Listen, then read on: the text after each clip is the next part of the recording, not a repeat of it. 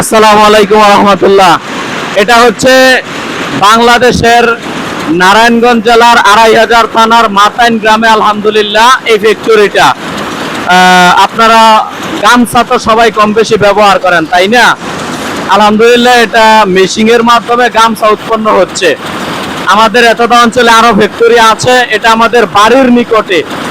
আমার বাসা নারায়ণগঞ্জ জেলার মাতাইন গ্রামে, এটা আপনারা জানেন।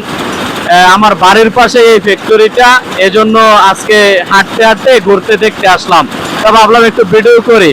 দেখেন আলহামদুলিল্লাহ শেখ কত সুন্দরভাবে গামছা উৎপন্ন হচ্ছে। আলহামদুলিল্লাহ আগের প্রযুক্তি ছিল মানে এইভাবে হাতে বুনতো, কিন্তু এখন দিন দিন প্রযুক্তির আপডেট হওয়ার কারণে আলহামদুলিল্লাহ এরকম মেশিনের মাধ্যমে গামছা উৎপন্ন হচ্ছে, যার কারণে সাধারণ শ্রোতারাও ক্রেতারাও কম দামে পেয়ে যাচ্ছে গামছাগুলো। আলহামদুলিল্লাহ ওই ভাইদেরকে দেখান ওই ভাইদেরকে একটু।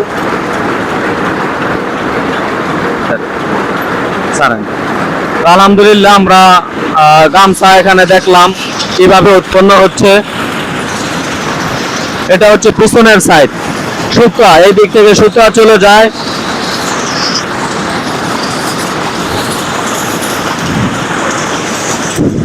আর এইভাবে গামছা হয় সামনের দিক থেকে।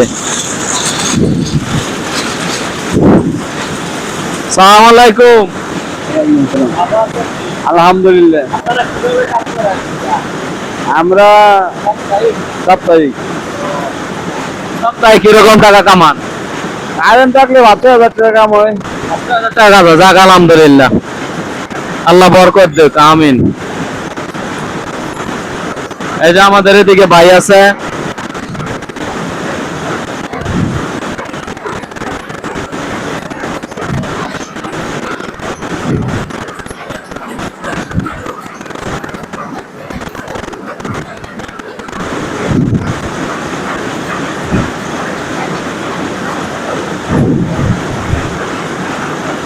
ভাই একদিনে কয়টা গামছা হয় উৎপন্ন হয় একটা মেশিনে আনুমানিক?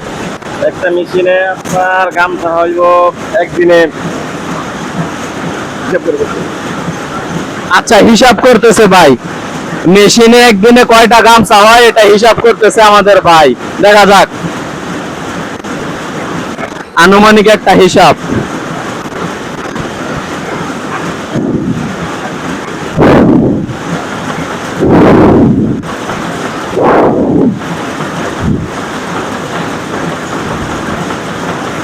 এতে গামছা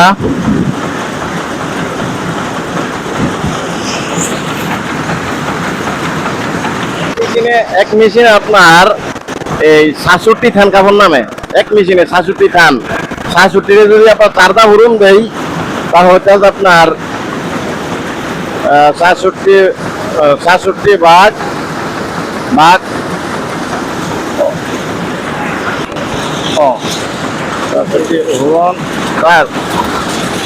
২৬৮ পিস।